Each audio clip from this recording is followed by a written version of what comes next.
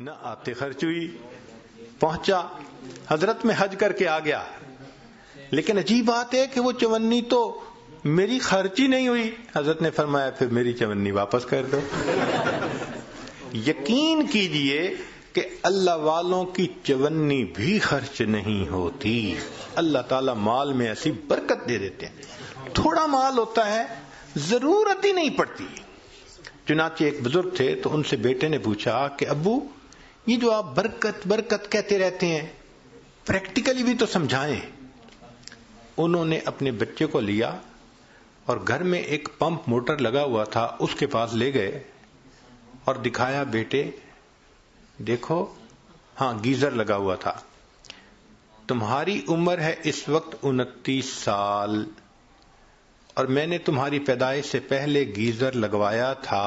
29 سال میں اس گیزر کو مینٹین کرنے کی ضرورت ہی نہیں پڑی، اس کو مال میں برکت کہتے ہیں۔ اور ہم دیکھیں تو شاید 29 سال میں ہمارے 5 گیزر ختم ہو جاتے۔ مجھے ایک آدمی ملا، کہنے لگا جی میرے گھر میں ایک موٹر لگی ہوئی ہے، 35 سال سے وہ چل رہی ہے، مجھے کبھی اس کی مینٹیننس کی ضرورت پیش نہیں آئی۔ 35 سال میں کبھی موٹر نہیں جلی، اور ہماری تو 35 سال میں 35 موٹریں جل جاتی۔ یہ کیا ہوتا ہے؟ یہ اللہ کی طرف سے ایک برکت ہوتی ہے۔ اللہ اس بندے کو ضرورت پڑنے ہی نہیں دیتے، اس کے خرچے ہی کم ہوتے ہیں۔ آپ دیکھتے نہیں ہیں کئی گھروں میں تھوڑی سی تنخواہ ہوتی ہے اور 6 7 بچے ہوتے ہیں اور انہوں نے قرضہ کسی کا نہیں دینا ہوتا۔ کیوں؟ کہ کبھی ڈاکٹر کے پاس جانے کی ضرورت ہی نہیں۔ اور کئی لوگ ایسے ہیں کہ ماشاءاللہ ہیں بھی کروڑوں پتی اور اگر پوچھیں تو قرضے بھی کروڑوں کے ان کے سر کے اوپر ہیں۔ تو برکت ایک الگ چیز ہے۔ ہمیں ایک مرتبہ رشیا کی ایک ریاست میں جانے کا موقع ملا تو صاحب خانہ نے بکری ذبح کی اور اس کو انہوں نے بھون کے سامنے رکھ دیا۔ بھونی ہوئی بکری جو ہوتی ہے ماشاءاللہ آپ کو پتہ ہی ہے، چربی بھی ساتھ ہو تو عجیب ہوتی ہے۔ خیر جب کھانے کا وقت آیا تو ہم نے دیکھا کہ جن برتنوں میں انہوں نے وہ رکھا ہوا تھا نا گوشت، وہ نیچے چربی پگھلی ہوئی تھی اور چربی ساتھ بھی لگی ہوئی تھی۔ تو ہم تو جی اس میں سے کھانے لگے، بڑا دیکھ کے یہاں چربی نہیں، یہاں چربی نہیں، بڑا بچ کے سنبھل کے تھوڑا سا لیا کہ بھائی زیادہ کولیسٹرول نہ ہمارا اندر چلا جائے۔ ہمارے پاس ایک وہاں کے مقامی بڑے میاں آ کر بیٹھ گئے اور اللہ کی شان کہ انہوں نے آ کے کھانی ہی چربی شروع کر دی۔ وہ بڑے میاں، ان کی بھویں بھی سفید اور ماشاءاللہ وہ چربی اٹھا رہے ہیں اور چربی کھا رہے ہیں، چربی اٹھا رہے ہیں۔ اب 4-5 منٹ تو برداشت کیا، لیکن 4-5 منٹ کے بعد برداشت کرنا مشکل۔ ایک بندہ کھا ہی چربی رہا ہے، اور لطف کی بات کہ پھر انہوں نے چمچ پکڑی اور چمچ بھری اس میں وہ جو پگھلی ہوئی چربی تھی اور پینی بھی شروع کر دی۔ یا اللہ، اٹ بیکیم ٹو مچ۔ تو میں نے ان کی طرف دیکھا اور میں نے بڑے میاں سے تعارف کیا۔ میں نے کہا کہ بڑے میاں آپ ٹھیک ہیں، خیریت سے ہیں؟ انہوں نے کہا ہاں میں ٹھیک ہوں، خیریت سے ہوں۔ میں نے کہا آپ کی صحت ٹھیک ہے؟ کہنے لگے کہ میری عمر اس وقت تقریباً 82 سال ہو چکی ہے، میں نے اپنی پوری زندگی میں کوئی میڈیسن کی گولی اپنے منہ میں نہیں ڈالی۔ اس کو کہتے ہیں صحت کی برکت، کہ 82 سال عمر ہو جائے اور بندہ 82 سال میں ایک ٹیبلٹ بھی کبھی منہ میں نہ ڈالے۔ کہتے ہیں کبھی میں ڈاکٹر کے پاس گیا ہی نہیں، پوری زندگی نہیں گیا۔ یہ صحت کی برکت کہلاتی ہے۔ ہمارے حضرت مرشد عالم رحمت اللہ علیہ 90 سال کی عمر میں ان کی وفات ہوئی۔ آخری عمر کے دنوں میں حضرت جب خط پڑھتے تھے تو اینک اتار کے پڑھتے تھے، اس لیے کہ قریب کی نظر ٹھیک تھی، دور کے لیے اینک ساتھ لگایا کرتے تھے۔ اور دور تو 40 سال کے بعد ایجنگ ایفیکٹ ہوتا ہی ہے، وہ تو ہر آپٹیشین کہے گا کہ 40 سال کے بعد ایجنگ ایفیکٹ کی وجہ سے دور کی نظر تو لگانی پڑتی ہے۔ قریب کی نظر 90 سال میں اتنی تیز کہ خط جو ہے وہ اینک اتار کر پڑھا کرتے تھے. سنوائی اتنی تیز تھی سماعت کہ کمرے کے کونے میں کوئی وسپر کرتا تھا تو حضرت سن لیا کرتے تھے. اور اللہ کی شان کہ 90 سال کی عمر میں تمام دانت حضرت کے بالکل ٹھیک تھے. ایک مرتبہ کھانا آیا تو میں نرم سی روٹی نہ ڈھونڈ کے حضرت کے آگے رکھنے لگا. پوچھنے لگے کیا ڈھونڈ رہے ہو؟ میں نے کہا حضرت میں کوئی نرم سی روٹی آپ کے لیے ڈھونڈ رہا ہوں. فرمایا میرے دانتوں کو کیا ہوا ہے؟ دو مجھے کوئی کڑک روٹی. 90 سال کی عمر میں کڑک روٹی کھائی. اللہ کی شان. اور ایسی قوت اللہ نے دی تھی کہ ایک مرتبہ اس عاجز کے کندھے پہ دوسرا ہاتھ رکھا تو ماشاءاللہ لمبا قد تھا اور صحت تھی اور جسم تھا. تو جیسے کندھے پہ ہاتھ رکھا تو میں تھوڑا سا نیچے ہوا. فرمایا کیا چوزے بنے پھرتے ہو؟ ہم واقعی اپنی جوانی میں ان کے سامنے چوزے تھے. اللہ نے ایسی صحت دی تھی. اچھا آخری عمر میں شوگر کی بیماری ہو گئی تھی. اب آپ کو پتہ ہے کہ جو شوگر کا مریض ہوتا ہے اس کو تو ہر 2-4 گھنٹے کے بعد یورینیشن کی ضرورت پڑتی ہے، لیکن نہیں. میرا اپنا واقعہ ہے جو خود ان کے ساتھ اپنی آنکھوں سے دیکھا اور آج مسجد میں باوضو نیریٹ کر رہا ہوں.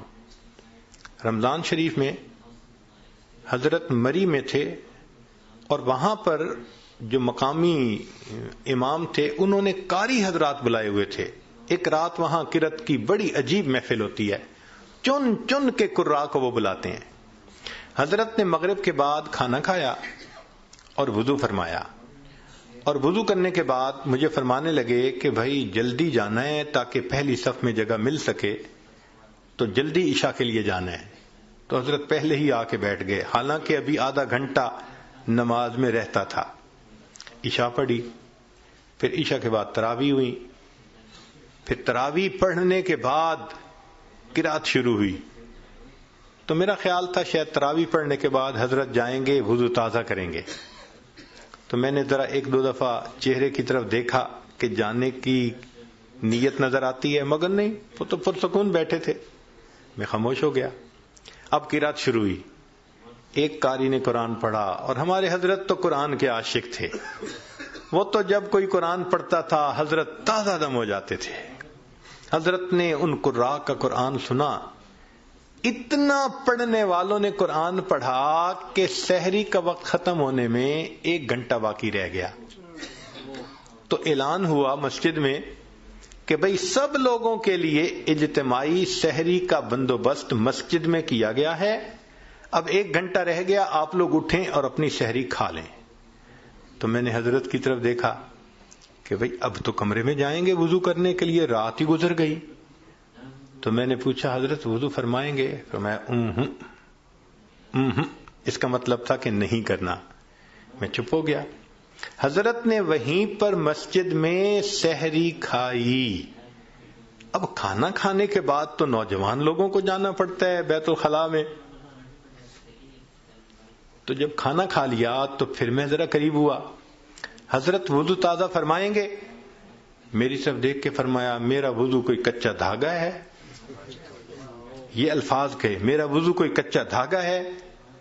میں خاموش ہو گیا. اب فجر کا وقت ہو گیا.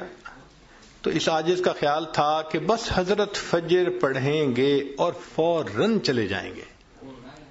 حضرت نے فجر کا سلام پھیرا اور ممبر کے اوپر آ کر بیٹھ گئے اور فرمان لگے قراء حضرات کو کہ ساری رات تم نے مجھے قرآن سنایا ہے، اب میں تمہیں قرآن سناؤں گا. اور حضرت کا درس قرآن تو عجیب ہوتا تھا. فجر کے بعد اس کو مس نہیں ہونے دیتے تھے. پھر میرے دل میں خیال آیا کہ بھئی جیسے رمضان شریف میں مختلف مسجدوں میں تعلیم کی جاتی ہے 5 منٹ کی، 10 منٹ کی، 4 منٹ کی، تو اس طرح حضرت تھوڑا سا درس دے دیں گے. مگر حضرت تو سبحان اللہ قرآن کی آیتیں پڑھ رہے ہیں اور جذبے میں ایسے تھے کہ فرمایا تم سب علماء قراء ہو، مجھے ترجمہ کرنے کی کوئی ضرورت نہیں.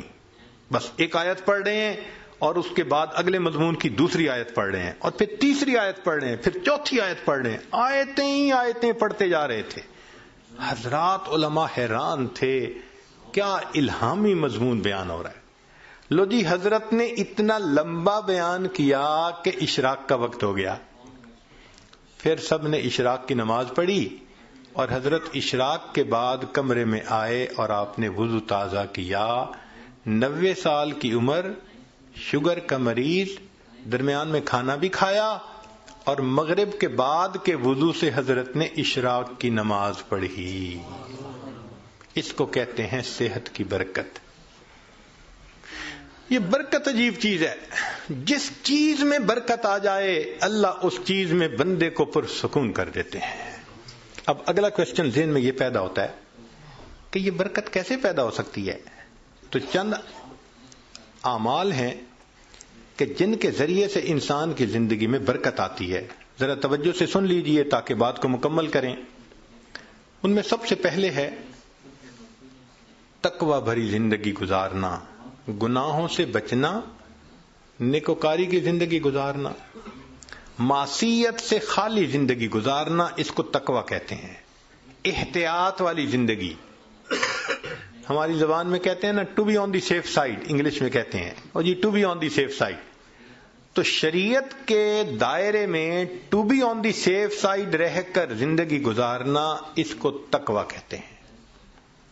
اللہ تعالیٰ فرماتے ہیں وَلَوْ أَنَّ أَهْلَ الْقُرَىٰ آمَنُوا وَاتَّقَوْا لَفَتَحْنَا عَلَيْهِمْ بَرَكَاتٍ مِّنَ السَّمَاءِ وَالْأَرْضِ. اگر یہ بستی دیسوں والے ایمان لاتے، تقوی اختیار کرتے، ہم آسمان سے برکتوں کے دروازوں کو کھول دیتے.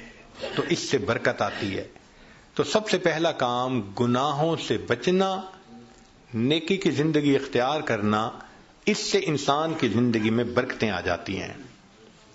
دوسری چیز اللہ کا ذکر کثرت کے ساتھ کرنا.